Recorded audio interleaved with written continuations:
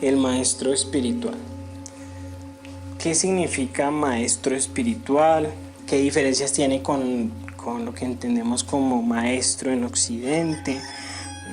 ¿Por qué es una figura importante dentro de todo el proceso del Dharma? ¿Cómo se crea un maestro espiritual?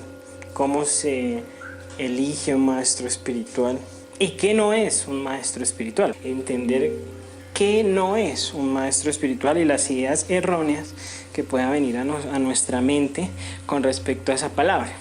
En Oriente, la idea de maestro espiritual ha existido desde mucho tiempo atrás. En la India también, con la figura del gurú. El gurú era, o es todavía, porque la tradición continúa, el maestro espiritual, ¿sí? El maestro espiritual. Para nosotros en Occidente no hay ¿cómo diríamos? Un acercamiento o una comparación que podamos hacer con algún personaje dentro de lo que conocemos, porque nos quedaríamos lejos, sería muy difícil explicar exactamente qué es, ¿sí? Cuando vemos, digamos, un maestro en las ciencias, hay similitudes, pero sigue estando muy, muy lejos de explicar exactamente qué es un maestro espiritual, porque no solamente es un transmisor de conocimiento, como lo vamos a ver o lo vamos a entender en este audio, sino que es algo muchísimo más elevado. Pero también es importante ver o desmitificar ciertas actitudes que tenemos frente a lo que imaginamos como maestro espiritual. También, como les decía, hay cosas que no son, hay mitos en cuanto a la figura de maestro espiritual que debemos eliminar de nuestra mente. Cuando eliminamos de nuestra mente esas ideas erróneas en cuanto a maestro espiritual, vamos a entender exactamente qué quiere decir este término y cómo nos puede beneficiar a nosotros si tenemos la tendencia y la suerte de poder encontrar a alguien que cumpla con los requisitos para poder llamarse a sí mismo un maestro espiritual. También hay que tener claro que en la figura que nace también de maestro, obviamente es discípulo. Entonces, ¿qué es un discípulo? ¿Qué no es un discípulo? Sí, y cómo entre maestro y discípulo existe una relación muy especial que es diferente a las demás relaciones y que complementa todo el camino espiritual. Sí, eso también debemos tenerlo muy claro. Vamos entonces a mirar qué es el maestro espiritual, de dónde viene, de dónde surge dentro de, digamos, la cosmología espiritual. Es decir, el maestro espiritual tiene un nivel dentro de digamos, un rango, ¿sí? Dentro de lo que entendemos como este samsara. Y evidentemente no todos los maestros tienen el mismo rango, pero a la vez todos los maestros ejecutan una tarea muy importante, que es guiar a quien quiere ser guiado, a quien tiene la tendencia kármica y la acepta y se va por ese lado de buscar, ¿sí?, esa conexión con el maestro.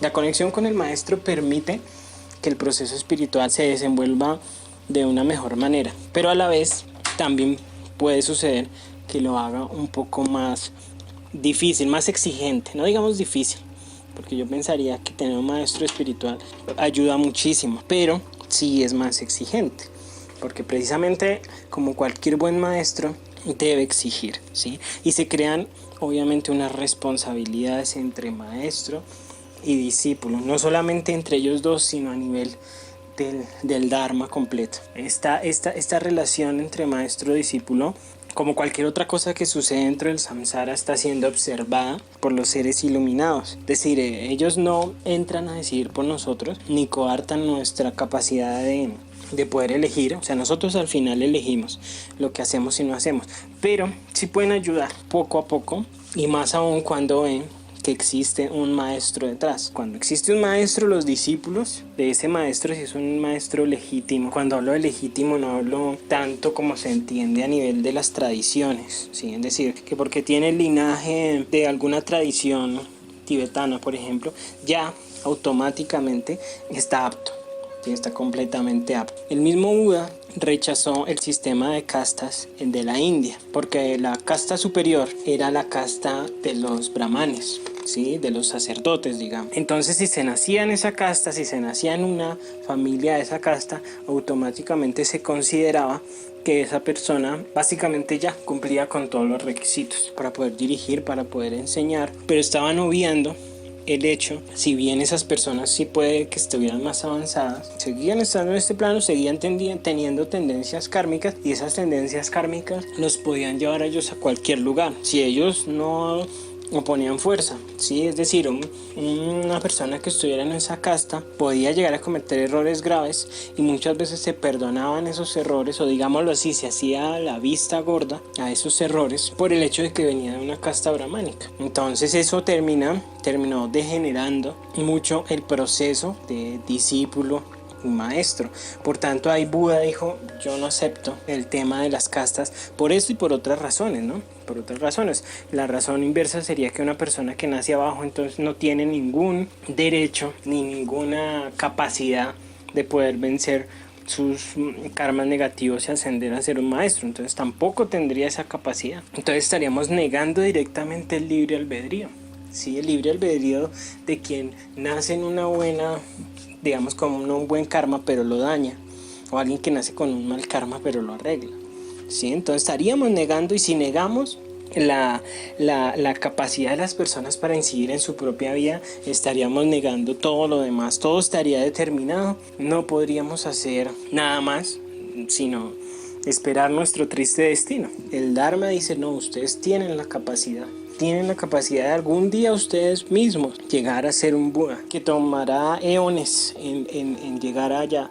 Ok, eso es cierto, que es muy difícil, que yo no creo poder, que no es mi objetivo volverme un Buda. Tratemos de eso, simplemente ser mejores personas, y cuando lleguemos a ser mejores personas, miremos qué pensamos ahí, en ese punto, no ahora. Ahí vamos entendiendo que que la figura de maestro tiene que mirarse por encima del tema, digamos, de los linajes. Pero ¿cómo nace? O sea, ¿cómo nace un maestro? Remitámonos al samsara, remitámonos a este giro de las vidas y los destinos de manera eterna y circular. Nacemos, morimos, volvemos a nacer, pero dependiendo de lo que hayamos hecho, ascendemos o descendemos nosotros mismos. En ese camino de ascender o descender podemos tener, digamos, algunas ayudas, así que nosotros mismos las solicitamos y las podemos aceptar, o nosotros mismos las rechazamos. Vamos pasando, ¿sí? Miremos la base del samsara, que vendría a ser el infierno. Luego vendrían los pretas, vendrían los fantasmas hambrientos, luego vendría el mundo animal, ¿sí? Y ya luego vendríamos nosotros, los humanos. O sea, ya hemos ascendido, ¿sí?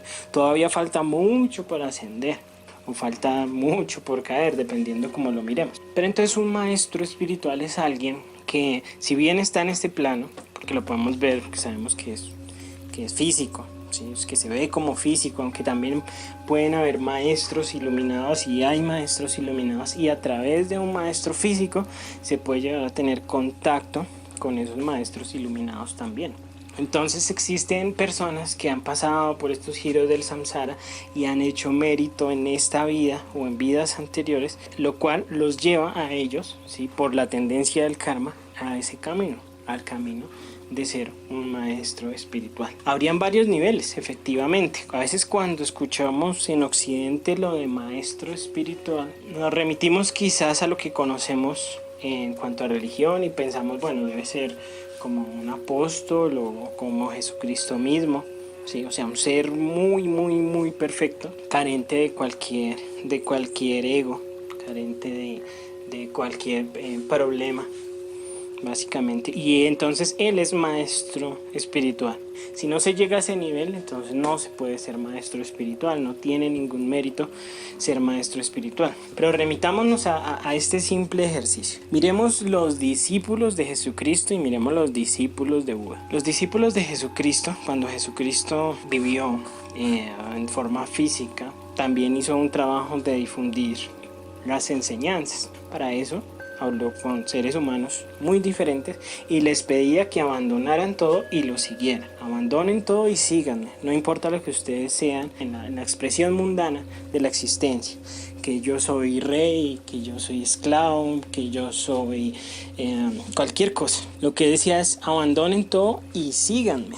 Eso le pedía Jesucristo a sus discípulos, y que siempre estuvieran con él, y aun cuando esos apóstoles podían tener ya esa, digámoslo así, puede que hasta un karma muy preparado para alguna situación de esas, con todo y eso hubieron errores, o sea que con todo y eso era el maestro perfecto y los discípulos todavía no llegaban al nivel de discípulos perfectos. De la misma manera miremos a Buda. Cuando Buda toma a sus discípulos, también les dice, ustedes van a ser monjes mendicantes, ustedes van a abandonar, a renunciar a todo lo que sea material, van a renunciar a los bienes, ni siquiera pueden trabajar, para decir trabajo para conseguir algo, no, ustedes van a ser mendicantes, ¿sí? Su trabajo es difundir el Dharma, ¿sí?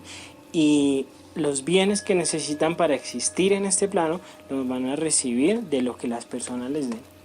Sus únicas posiciones van a ser su ropa y su cuenco, donde van a pedir alimentos, y todo lo que caiga en ese cuenco, gústeles o no les guste, va a ser su alimento. Aparte de las renuncias al sexo, aparte de, un sinfín de renuncias. Entonces, Buda, maestro perfecto, buscaba discípulos perfectos. Entonces, ahí podemos ver una comparativa, y es real, donde los maestros perfectos exigen discípulos perfectos. Pero como bien sabemos, la mayoría de seres humanos si no llegamos al nivel de discípulos perfectos, pues menos niveles superiores. Podríamos llegar a ser discípulos imperfectos, es decir, discípulos tercos, discípulos difíciles, que chocamos, que peleamos, que tenemos todavía un ego muy grande, que todavía nos identificamos demasiado con nuestro cuerpo físico, que tenemos dudas y más dudas en nuestra cabeza, que por más que a veces el universo nos muestra de mil y una maneras, la realidad la seguimos negando. Entonces sí, la realidad última, no la que vemos por nuestros ojos, sino la que vemos más allá. Podríamos decir, hay muchas personas, primero las que no les interesa para nada, las que todavía están muy abajo y más bien están descendiendo.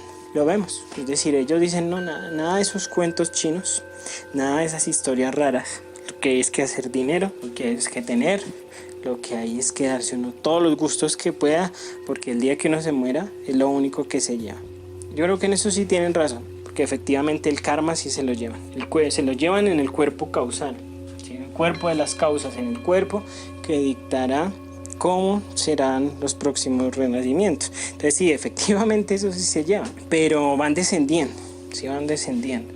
Entonces ya descartamos a unos, ¿sí? Otros puede que les interese el tema, pero todavía no han tenido la suerte de poder contar con un maestro, con una guía, con alguien que los guíe por muchas razones. Razones, por ejemplo, que el karma de ellos no tiene la tendencia a haberlos puesto en un lugar donde existiera un maestro que les pudiera enseñar, ¿sí? Obviamente, volvemos a lo mismo, no estamos hablando de un maestro perfecto, porque aunque ellos lo reconocieran, no podrían llegar a ese nivel. Pero tampoco tuvieron un maestro de un nivel inferior, tampoco lo lograron tener. Entonces, pues ni modo, quizás hasta sí tengan el interés, pero están alejados geográficamente, están muy ocupados, se apegaron mucho a otras circunstancias y no se dio la oportunidad o no la vieron. Luego ya vendrían personas que sí tienen ese interés, que ya por las vidas pasadas han tenido maestros, ¿sí? Han tenido maestros en sus vidas pasadas y han visto la fortuna de haber tenido esos maestros en las vidas pasadas, porque esos maestros le ayudaron a lo que son hoy, a la posición en la que están hoy, a la disminución del sufrimiento que perciben hoy. Quizás, claro, ¿cómo hacemos esa comparativa si solo recordamos una vida? Decimos, pero yo cómo sé, ¿será que antes sí sufrí más o sufrí menos? Esas son preguntas que a veces las personas se hacen.